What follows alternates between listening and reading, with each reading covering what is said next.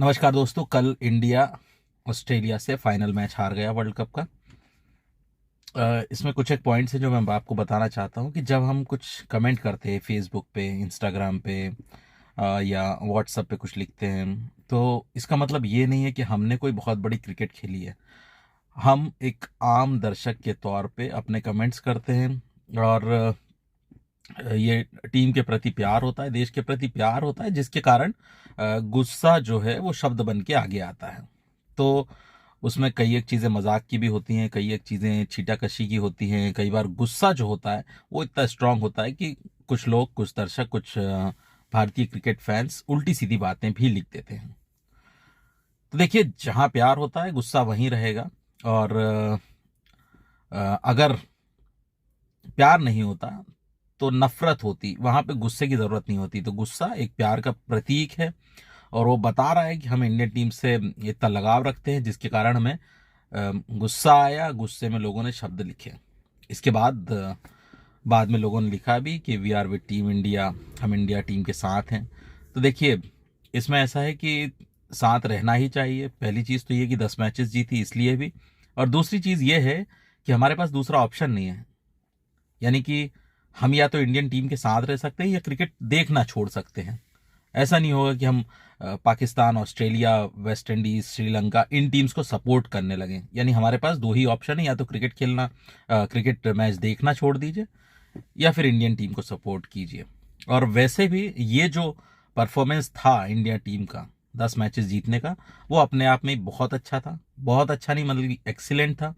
जितने भी कमेंटेटर्स हैं, आलोचक हैं, विशेषज्ञ हैं, उन लोगों ने जिस तरह की क्रिकेट खेली है उससे बहुत ज़्यादा अच्छा था। लेकिन फिर मैं कहता हूं कि जब आप क्रिकेट आलोचक बन जाते हैं, विशेषज्ञ बन जाते हैं, कमेंटेटर बन जाते हैं, तो आपने जो प्रीवियस गेम खेली है, आपने जो खुद खेला है, उसको कंपेयर नहीं किया जाएगा।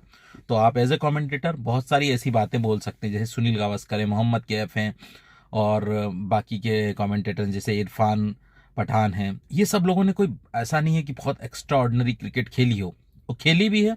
तो आज की जो प्रेजेंट टीम है उससे अच्छी नहीं खेली, लेकिन इसका मतलब ये नहीं है कि वो एज कमेंटेटर इनकी आलोचना नहीं कर सकते। वो आलोचना डेफिनेटली कर सकते हैं।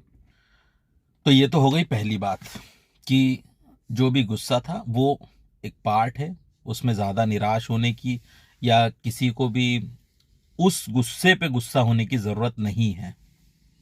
अब नंबर 2 बात करते हैं। नंबर 2 बात यह है कि कुछ लोगों का कहना है कि इंडिया टीम अगर लीग मैचेस में कुछ मैच हार जाती तो सेमीफाइनल और फाइनल में उनकी कलई ना खुलती या फिर वो खराब ना खेलते। तो देखिए, पहली बात तो यहीं पे ख़त्म हो जाती है कि सेमीफाइनल में तो हम जीत के आए, तो लीग मैच में जो हारने वाली बात थी वो तो वहीं ख़त्म हो गई। नंबर 2, ये पूरा अंधविश्वास है, क्योंकि वेस्ट इंडीज़ की टीम पूरे मैचेस जीत के वर्ल्ड कप जीती है, ऑस्ट्रेलिया पूरे मैचेस जीत के वर्ल्ड कप जीत चुकी है, श्रीलंका पूरे मैचेस जीत के वर्ल्ड कप जीत चुकी है। तो ये सिर्फ एक अंधविश्वास है। हाँ, 2015 में ऐसा इंडियन टीम के साथ हुआ, पूरे मैच जीत गई और फिर सेमीफाइनल में हार गई। लेकिन ये सब अजीब सी बातें हैं जिनका कोई कनेक्शन नहीं है। आगे भी ऐसा होता रहेगा कि हम एक मैच, लीग मैच हार के और वर्ल्ड कप जीत जाएं, ये सब चीज़ें हो सकती हैं, लेकिन इसमें बेवजह के कनेक्शन बनाए जाते हैं। बोला जाता है कि ओवर कॉन्फिडेंट हो जाती है टीम, कॉम्प्लेसेंट हो जाती है अगर सारे लीग मैचेस जीत जाएं। तो इस बार तो हम सारे लीग मैचेस जीते, फिर सेमीफाइनल कैसे जीते? तो ये सब कनेक्शन का कोई लॉजिक नहीं है कोई। और सबसे बड़ी बात, चलिए मान लीजिए कि ऐसा कोई कनेक्शन भी होता कि हम लीग मैचेस, एक आध लीग मैच हार जाएं तो हम सेमीफाइनल, फाइनल जीत जाएंगे, तो क्या हमें नीदरलैंड से जानबूझ के मैच हार जाना था ताकि हम फाइनल और सेमीफाइनल जीत सकें?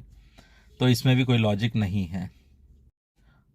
अब तीसरा और सबसे इंपॉर्टेंट क्वेश्चन कि ऑस्ट्रेलिया कल क्यों जीता। देखिए, पहली चीज तो फियरलेस बैटिंग परफॉर्मेंस। नंबर 2, बहुत अच्छी प्लानिंग। हर खिलाड़ी को उन्होंने जैसी बॉल करनी थी वैसी खिलाई, और हर खिलाड़ी के कमजोर और मजबूत पक्ष को देखा और उस हिसाब से हमारे सभी बैट्समैन को आउट किया। नंबर 3, भारतीय टीम का थोड़ा सा प्लानिंग में कमी होना, शेल में चला जाना, थोड़ा सा घबरा के खेलना, डर के खेलना, और बहुत ही ज़्यादा डर के खेलना। आप ऑस्ट्रेलिया के मिडिल ओवर्स में देखिए, जब उनके पास बहुत तेजी से चौके नहीं आ रहे थे, तब भी वो सिंगल डबल ये लेते ही जा रहे थे। यानी कि उनका स्कोर बोर्ड जो है वो आगे बढ़ता जा रहा था, जिसके कारण उनके ऊपर कोई प्रेशर नहीं आया। 47 पे 3 और आप लास्ट तक 47 3 विकेट्स ही रहते हैं। लास्ट में एक विकेट गिर जाता है तो वो कोई खास बात नहीं है, वो तो जब 2 रन चाहिए थे तब।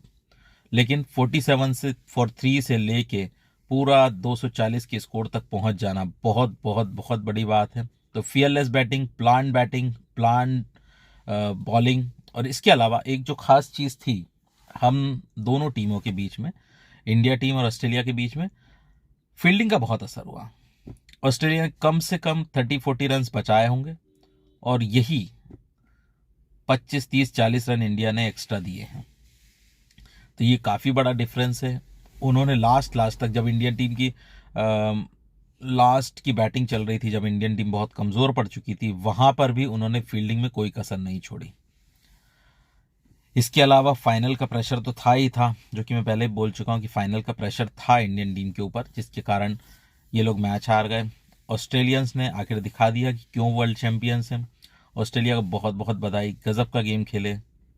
और इंडियन टीम के लिए, इंडियन फैंस के लिए यही संदेश कि क्रिकेट पूरी ख़त्म नहीं हो चुकी है, अभी बहुत कुछ है। आईपीएल है और T20 का वर्ल्ड कप है, फिर वनडे का वर्ल्ड कप भी आएगा। तो निराश ना हो, अभी क्रिकेट ख़त्म नहीं हो गया है और इंडिया के लिए बहुत होप्स हैं।